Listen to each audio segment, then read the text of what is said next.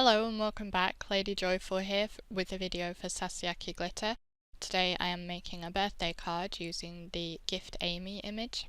I'm going to start by colouring in her skin, and I usually do a very pale skin tone as my go-to skin tone, but I recently got some new markers. I'm using Spectrum Noir Illustrator markers, and I have a few different colours that I wanted to play with and try out some different skin tones. So I'm going with a darker skin tone than I normally do this time around. And I will have all the caps on screen so you can see what colours I am using if you want to recreate this card. As I said, this image is Gift Amy and it's of course from Sasayaki Glitter. There will be a link to the image in the description box below, and you can also find links down there to any other products I have used. So be sure to check that out if you want to know what I have used. Here, when I got to my lightest colour, I had a bit of a struggle trying to blend it into the next lightest colour. So I just brought the next lightest colour back in, and I'm doing some tip to tip just to help blend the two together a bit better, and I found that really helped.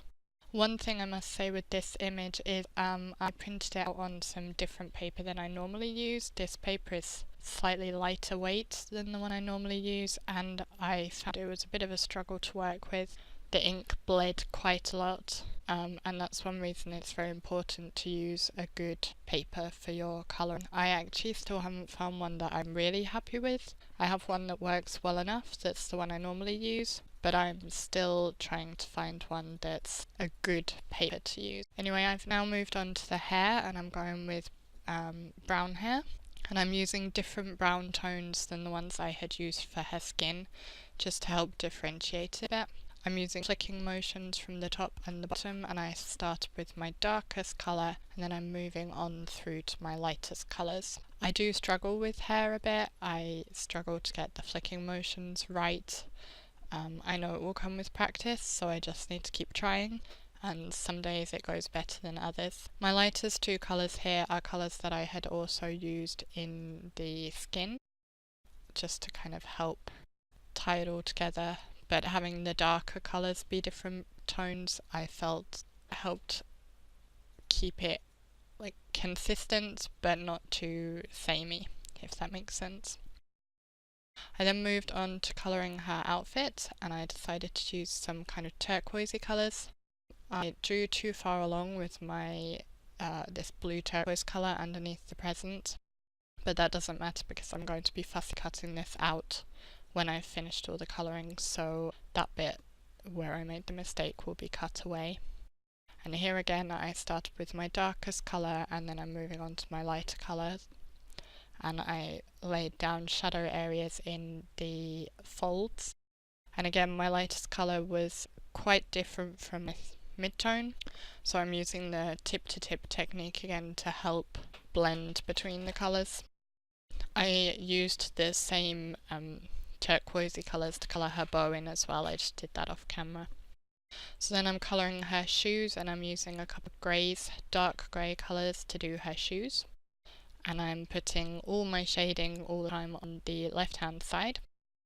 That's just how I usually colour. I colour so that my light source is coming from the right or the top right, and my shadows are on the left. I find that being consistent like that and doing the same direction of light source in all my colouring helps make it easier for me, because then I don't have to think about it too much. Of course, if there is a obvious light source in the image, then I will use that as my light source rather than using my go-to one.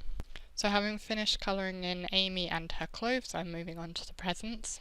I'm using some blues for this large present with the stars, and I did put my shadows wrongly around the ribbon, which ended up not looking quite right, but never mind. Here again I've used tip to tip between this time my darkest and my mid-tone colour, because again there's quite a difference between the shade, and it just helps it to blend better. The top right corner of this largest present is slightly brown where the skin colours bled into the present. Again, this is because I used the lighter weight paper that was a cheaper paper than the one I normally use, and it is definitely not a good one to use for colouring with alcohol markers. It does not give the look I want, and it bleeds too much and is difficult to work with, so I will go back to my other one in future. So I'm just filling in the rest of the present with my lightest blue tone. And it's fairly straightforward colouring on these presents because they're a very simple shape. Of course I had to use yellows for the stars, so I'm just using a slightly darker yellow to add in the darker areas, and then using my lighter yellow. I'm only using 2 shades of yellow here. And actually for some of the presents, some of the areas on the presents I didn't even add in much shading. They were very simple. I felt they didn't need it here. For example, on the dots on the top present, I felt like they didn't necessarily need the shading added in, so I just kept them simple.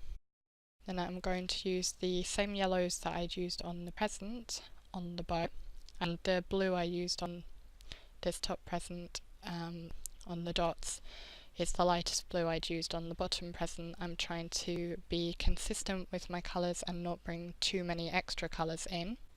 Doing this allows everything to kind of tie together and gives the image a consistent feel. For the middle present I'm using some light greens for the background colour and just shading those out. Again, keeping the shading very simple because they're just flat wrapping on the boxes, so there's not much shading needed. I'm using that lightest green again as the ribbon on the bottom present, and then I decided to bring in some pink for those flowers. 2 shades of pink as I had done the 2 shades of yellow on the stars, so I'm doing the 2 shades of pink on the flowers. Just very quickly putting those in onto the petals. I decided to do the centres of the flowers yellow to help tie in the colour from the stars and the ribbon on the top present. Again, trying to keep all my colours consistent, and I will use that lightest blue that I had used on the other 2 presents to do the ribbon on this middle present, and I'm also going to do the tag blue. And I'm using the pink for the backing colour on that top present, which I was slightly off screen doing that. I then fussy cut out the image and set it to one side whilst I worked on the rest of the card. And here I'm stamping directly onto my card base. I'm using the Uniko Background Blocks Party Confetti stamp, and I'm going to stamp that a few times using some Altenew inks. I have Mountain Mist, Volcano Lake and Lagoon, and I'm kind of going from lightest to darkest, with the centre being the darkest, and using just a tissue to dab off and kind of soften up the edges so there's no harsh lines between the colours. I scored all around the edge of the confetti area to help it stand out a bit, and then added a sentiment from the Creative Expressions Designs by John Lockwood Lily of the Valley Elements stamp set just below, and then I adhered my fussy cut image over the top of the stamped area, which finishes the card. If you liked this video, please give it a thumbs up, and you can subscribe to my own channel as well as the Sasayaki Glitter channel by clicking the buttons on the screen.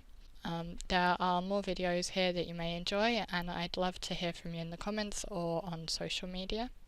Thank you for watching, and I'll see you next time. Bye!